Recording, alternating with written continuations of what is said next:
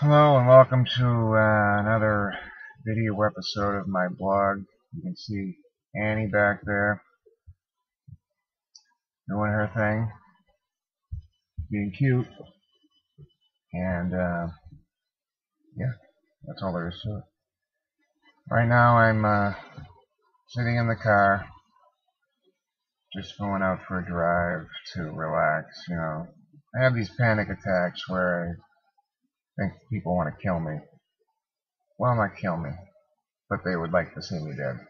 You know that I never killed anybody, but I read many obituaries with great glee, kind of thing. I think some people would like to see my obituary, and they would read it with happiness. This is part of the whole mental illness, depression, self-loathing thing. Wah!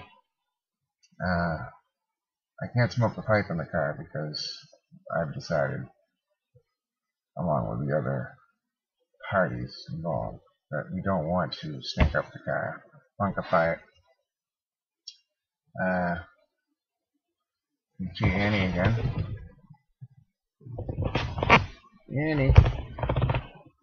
Annie. There she is.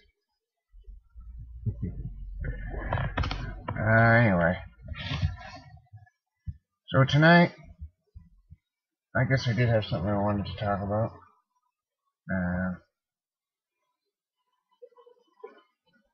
Something that annoys me. You ever notice with this generation, young people, this is my old fogey, I'm getting my fogey on. Young people today seem to think that they live in the worst of times, and that older generations can't understand what it's like to live in a world of terrorism, and that the USA, the age of exceptionalism, is gone, and after this generation, and this generation is just ensconced in ennui and angst and ennui over the end of the great American Empire, and that shit didn't go down on our own soil,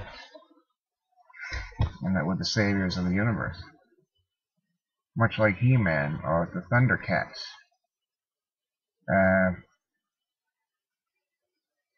But there's also this despair over not having a future. That seems to bug them too, with the economy and everything. But again, as I said, I'm an old fogey at 39, simple as that, and I left my heart in the 20th century. I like old movies, old music. I don't like what the internet and technology has done to people. Nothing is worth learning because you can just Google it. I don't know why I'm talking like this. Anyway, people aren't interested in learning history. That's a fact. Young people are interested in learning history. Considering history, analyzing it, deconstructing it, all that stuff. And that's too bad. Because history is a lot more than just dates and quotes. There's lessons worth it, learning there. Picking apart. Do you know what I'm saying? Yes, but do you know what I mean?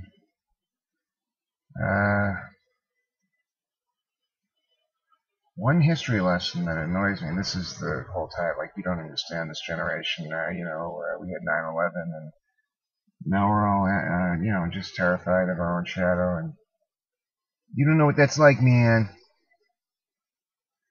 Well, when I was growing up, we had something called the Cold War. Obviously, people know, this is a 40-year standoff between the Soviet Union and the United States, and NATO, Warsaw Pact. And what happened during the Cold War, for those who didn't know, is that the Soviet Union and the United States pointed enough missiles at each other to destroy the world like 70 times over. Think about that. and that's considered that that's the only thing that prevented this from happening, was mutually assured destruction. If you watch Doctor Strangelove, you get the whole thing. You destroy us, we destroy you. Probably not a good idea. Or a good idea, I don't know. I'm so nihilistic. But you think about it, with that in mind, the Cold War should have meant no hot wars, but there were plenty of hot wars in that period.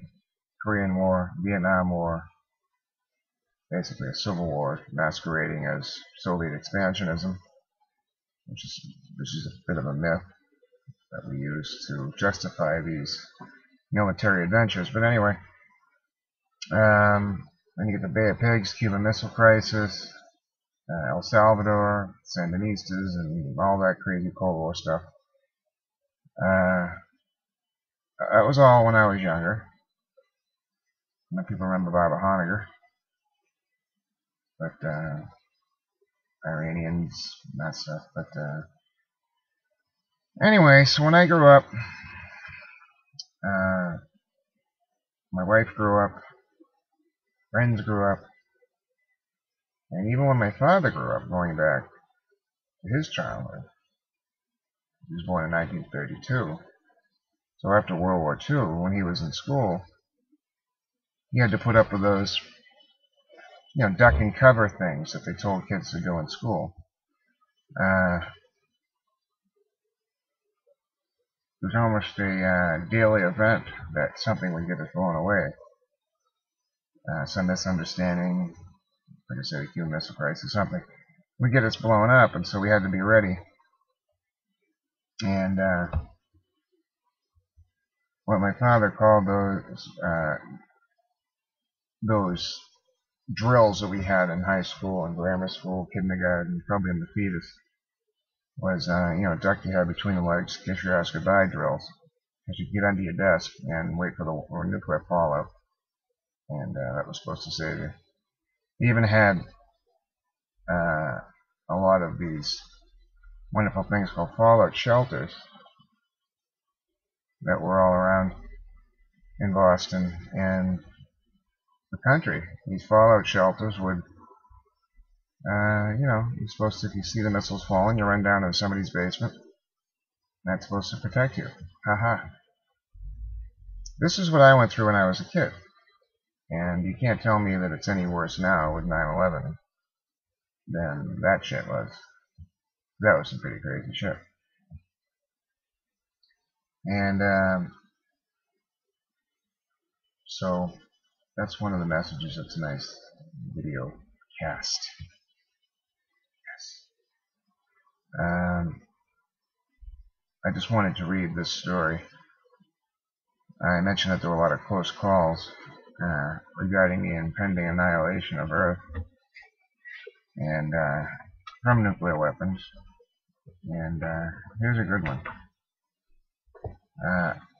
On the 25th of October 1962, again during the Cuban Missile Crisis, a security guard at an Air Force base in Duluth, Minnesota, my wife's hometown, or one of them, we have great affection for Duluth, saw a shadowy figure scaling one of the fences enclosing the base. He shot the intruder and activated an intruder alarm, automatically setting off intruder alarms at neighboring bases. However, at the Volk Air Force Base in Wisconsin, the klaxon loudspeaker had been entirely wired incorrectly and instead sounded like an alarm that ordered the F-106A interceptors armed with nuclear missiles to take off. The pilots assumed that a full-scale nuclear conflict with the Soviet Union had begun. The planes were about to take off when a car from the air traffic control tower raced down to the tarmac and signaled the planes to stop. The intruder in Duluth had finally been identified. It was a bear. So a bear almost caused the end of the world. And this is the kind of thing that happened like every week. And then Matthew Broderick, of course, almost destroyed the world in War Games. The documentary War Games shows up. It's very scary. And, That's my tail of wolf. And see Annie in the back seat.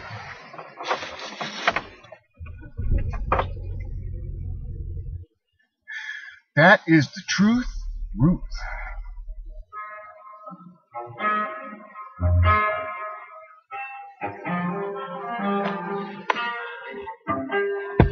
Well,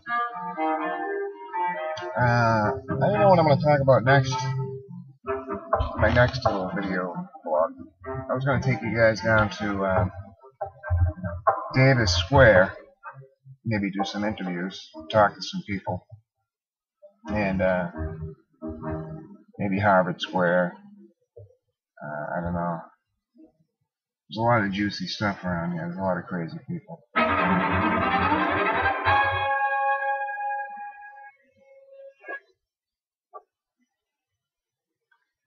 And that's about it. I'm gonna get my Netflix back. So I'm gonna leave now. But you know, you kids consider this. There's nothing new under the sun. Every generation gets shit on. We're all in shock at what the state of the world. And that, as they say, is that. And just gotta take it in and push it way down and let it fester into a mental illness, the pearl of mental illness and paranoia, and even let it affect your politics big times. So this is Darren Lyle, House of Four Cats, signing off. Tell me not in mournful numbers, life is but an empty dream. Is there aught we hold in common with a greedy parasite who would lush us into serfdom and would crush us with his might? I don't think so. What do you think about that?